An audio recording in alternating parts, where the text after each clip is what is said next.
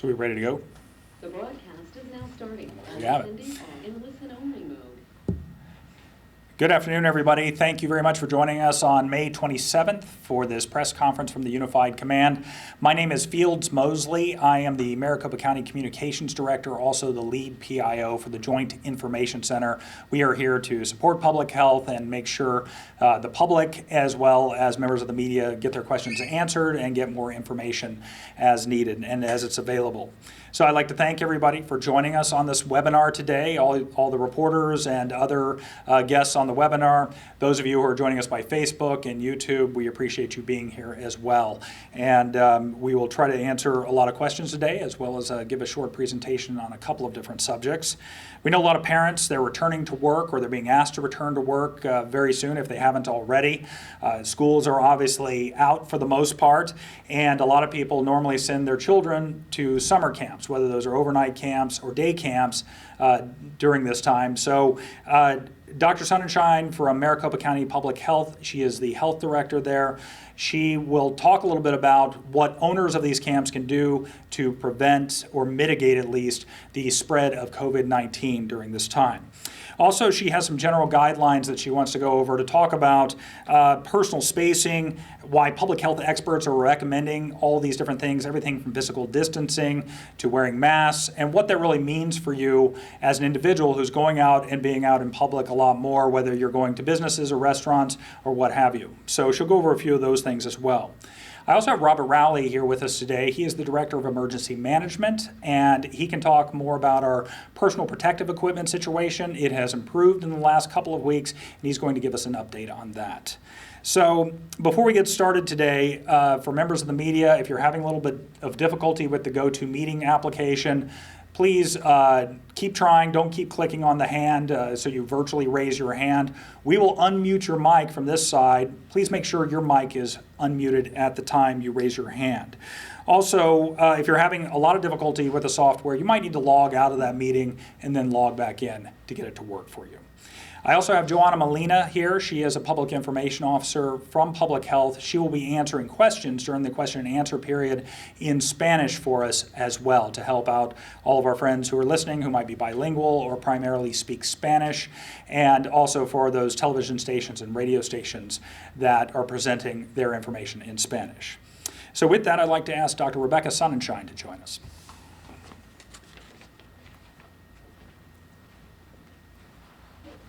Thank you, Fields. Good afternoon. As we go back to work and other activities, people are asking how to do that safely. A lot of the work that we do in public health for the COVID-19 response has been focused on infection control, which means keeping the disease from spreading from one person to another. And everyone in the community can play a part in preventing the spread of COVID-19. So I'm going to walk through the main infection control measures that we recommend in order of how effective they are at preventing disease spread from most effective to least effective. The most effective thing that we can do is maintain that 6 feet of distance between ourselves and others who are not part of our household. And that's because COVID-19 is spread through droplets when you cough or sneeze or even talk. And these droplets can travel up to 6 feet, and that's why the best thing you can do is stay 6 feet away from anyone else who may appear to be infected or who may be infected and not have any symptoms at all. That next level of protection, if you can't maintain 6 feet, is putting up a physical waterproof barrier, like a sheet of plexiglass, like the kinds you often see in grocery stores. And that way, if you cannot maintain distance, there's a physical barrier between you and the other person so that it will catch any droplets that come out of one person's mouth. If you cannot have a physical waterproof barrier, then the next best thing is to have both people wearing cloth face coverings. And that keeps the droplets in, which is much better than just having no barrier at all. Lastly, if both people cannot be masked, then having at least one person masked is better than having nothing.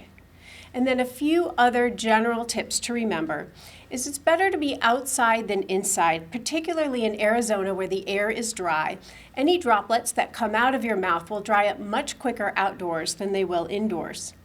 And if you find yourself stuck in an elevator or other close quarters, it's best for everyone to face in the same direction so that if droplets do come out of the mouth or nose, they'll land on an elevator door instead of somebody else. So we've also gotten a lot of questions about how to make summer camp a safe environment. The number one thing is it's important to screen all campers and staff every day before going to camp for fever and symptoms of COVID-19. Anyone with symptoms should absolutely be sent home. Keeping groups of campers or others to 10 people or less, and keeping those groups physically separated from other groups will help keep the same people together every day so that they're not constantly interacting with a lot of other people. That way, if someone gets infected, you only have to worry about that small group. Staff that interact with multiple groups, like maybe an instructor for an activity that all the campers will see, should wear a mask when they're 6 feet away from a camper or other staff members. Campers and staff should bring their own meals and snacks to camp to avoid touching the same items, and frequently touched surfaces such as doorknobs, bathrooms, and light switches should be disinfected frequently with an EPA recommended disinfectant. And most importantly, kids and adults with chronic medical conditions or those who are 65 and older should not attend camp. For anyone who is trying to decide whether to send their child or their children to camp, it's best to consult with your healthcare provider and talk about the risks and benefits of camp for your child based on their personal medical history. Lastly, in general, anyone who is 65 and older or with chronic health conditions should continue to limit their in-person social interactions with those outside their household to reduce any potential exposure. And if you're not in this high-risk group, remember to be careful around those who are and wear a mask when you're in public to protect our most vulnerable community members because we are all in this together. Thank you. All right, thank you, Dr. Rebecca Sonnenschein from Maricopa County Department of Public Health. I now want to introduce you once again to Robert Rowley. He is our Director of Emergency Management here at Maricopa County.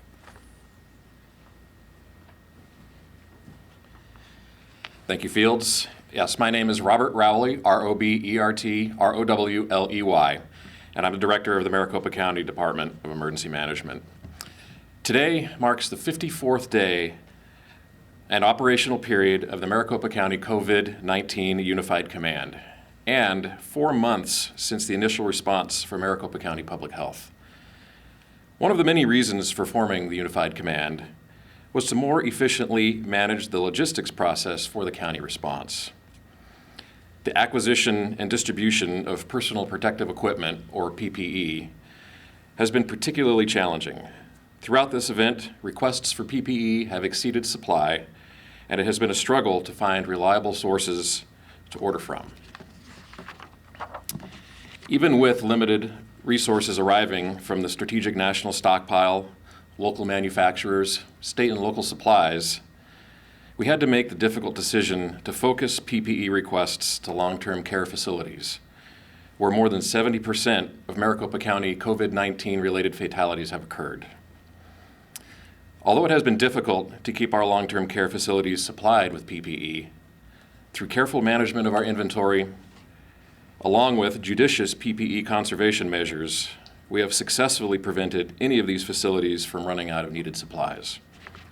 To date, the Unified Command has distributed the following amounts of PPE: 82,000 N95 masks, 200,000 surgical masks, 34,000 face shields, 270,000 gloves, and over 46,000 gowns. In the last couple of weeks, we have seen some hopeful signs that our traditional supply chains have begun to improve. Orders of PPE are starting to arrive more reliably and in greater numbers. This has significantly improved our ability to stockpile PPE to the point where we will now be able to start fulfilling requests to our EMS first responders. We remain hopeful that this improvement will continue, but until then, the Maricopa County Unified Command will continue to provide support to our long-term care facilities healthcare, and first responders. Thank you. Thank you very much, Robert. We will now take questions, and Joanna Molina is prepared to answer these questions as well in Spanish after our subject matter expert answers your question. So, Chad, do we have anybody with their hand raised? Peter Seymour has a question for Dr. Sunshine. Okay. Peter, your microphone is live. Hello, good afternoon. So, Doctor, your instructions were for day camps from what I gleaned. Are there any special instructions for overnight camp where the children will sleep overnight for maybe a week or two at a time? And are there any overnight camps happening in Arizona that you know of during the pandemic?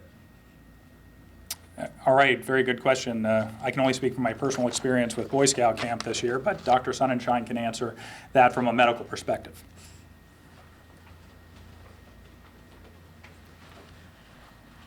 The CDC has provided guidelines for both types of camp, day camp and overnight camp. And I can't speak for what's happening outside of Maricopa County. A lot of overnight camps do happen outside of Maricopa County just because of our really hot temperatures here. Some of the things that people can think about is trying to make sure, again, that nobody who's infected actually attends the camp. The advantage of the overnight camp is that it's more of a closed-off community, so you have less individuals interacting outside the camp. So in some ways, that's a little bit safer. But then the disadvantage is that you have individuals sharing a cabin space and sleeping overnight. And the main recommendation for that is you want to have people sleeping from head to foot so that if droplets do come out of the mouth during sleep, that it hits someone else's feet rather than their head. And one recommendation is actually to use those plexiglass barriers in between the bunks at the camp. So there are a number of other recommendations that you can find in the CDC guidelines that apply to those overnight situations.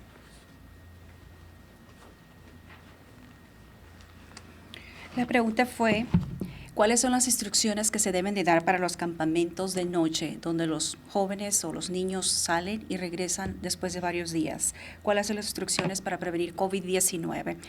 Bueno, CDC tiene lineamientos muy estrictos que usted puede encontrar en su sitio, en su página de internet. Sin embargo, muchos de los campamentos que suceden, que son para varios días, suceden fuera del condado Maricopa debido a que las temperaturas en nuestro condado son muy calientes. Entonces, hay ventajas y desventajas. Entre las ventajas se encuentra que cuando una persona está en un lugar alejado, existe menor riesgo de contagio, de que entren y salgan personas fuera del campamento.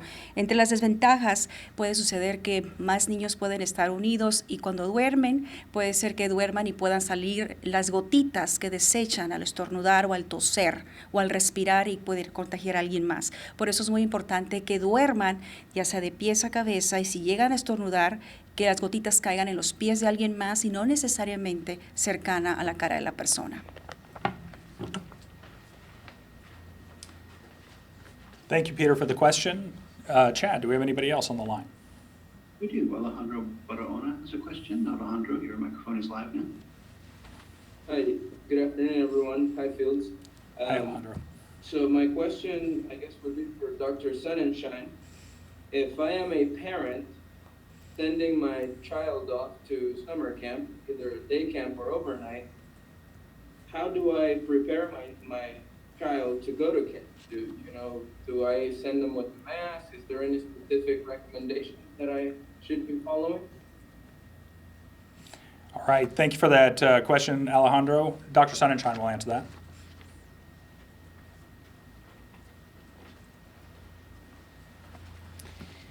While a lot of the recommendations that I mentioned are things that the camp should put in place to protect both campers and staff, there are things that parents can do as well. So first is follow all the rules that the camp puts forward.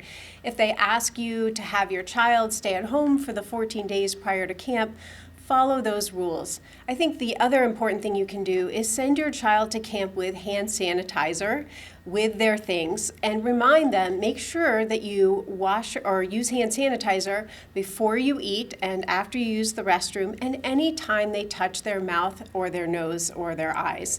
So that's something we've been talking about a lot. This is the time to teach your kids not to touch their face. We all know that that's really hard to do, but the more you can practice, the better it is. And then also explain explain to kids why, in general, they want to make sure that they stay with their group and not wander outside and talk to other kids within 6 feet.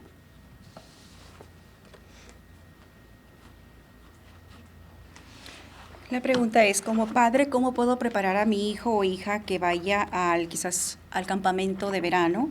¿Qué recomendaciones podemos darles? Bueno, hay que seguir las reglas del campamento, eso es muy importante. Si le piden que se quede 14 días en su casa, en cuarentena, antes de salir a ese campamento, por favor siga las instrucciones. Otra de las cosas es que cuando usted vaya a enviar a sus hijos, hay que llevarlos con desinfectantes a base de manos y usarlas antes de comer, después de ir al baño. Y también no tocarse los ojos y la boca es muy importante. Y también es importante mencionarles a los niños o a los jóvenes que se queden en su grupo al que han sido asignados y no salirse para evitar también propagar la enfermedad o contagiarse con la enfermedad. Thank you for the question, Alejandro. Chad, do we have somebody else with a question? We do. Allison Steinbach has a question. Allison, your microphone is well. Hi, thanks so much. I have a question for Dr. Sonnenschein. It's about hospitals, if that's okay. We're seeing jumps in hospitalization for people with confirmed or suspected COVID-19 over the weekend and into this week. So hospitalizations rose to an all-time high of 911 yesterday, and ICU beds hit 375 yesterday across the state. So we've heard that these trends are pretty confusing for the public, and people are really looking for an explanation. So as the largest in the state that's reporting these hospital inpatient numbers, right? Can you provide any clarity? Have these trends been happening in Maricopa as well? So, Allison, I think we got probably 3/4 of your question there. So I want to, you're referring to the article, I believe, that was in the Republic today about emergency room visits, as well as just kind of clarifying our hospitalization numbers and where we are with that data. Is that correct? Yes, that would be great. I'm curious what the county is seeing. Okay, Dr. Sonnenschein will take that question.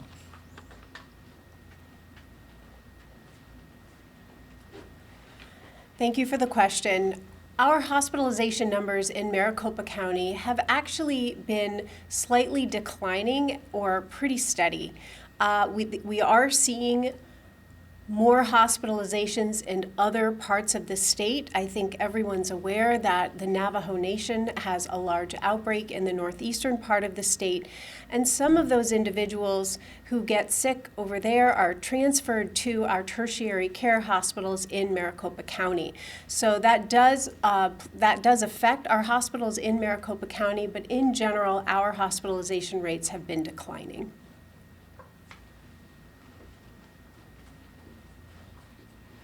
La pregunta es que pudiéramos aclarar acerca del número de visitas a la sala de emergencia y los números que se están reportando, porque este fin de semana hubo un artículo en los medios donde salió que estaban aumentando estas visitas a las salas de emergencia. Bueno, la realidad del condado Maricopa es que esas cifras han estado disminuyendo o han permanecido estables. Lo que está sucediendo es que en otras partes de Arizona, en otros condados, ha incrementado el número de hospitalizaciones, como por ejemplo la nación Navajo, y esas personas han tenido que ser transportadas al condado Maricopa, y eso añade el número de personas que están en el condado Maricopa. Pero realmente en el condado en sí ha disminuido o se permanece estable lo que viene siendo las estadísticas de hospitalización. Thank you, Allison, for the question. Chad, do we have somebody else with a question on the line? There are no other questions. All right, if there are no other questions today, we certainly appreciate your time and joining us as we provide information to you. We'll try to have another, as we have some more information available to you, we'll be sending out press releases. Obviously, every single day we send out a daily information packet that goes to the media as well as a number of residents around Maricopa County, and everyone's able to subscribe to that. So we appreciate your time here today. Thank you to those of you joining us on YouTube and Facebook, and we will see you next time.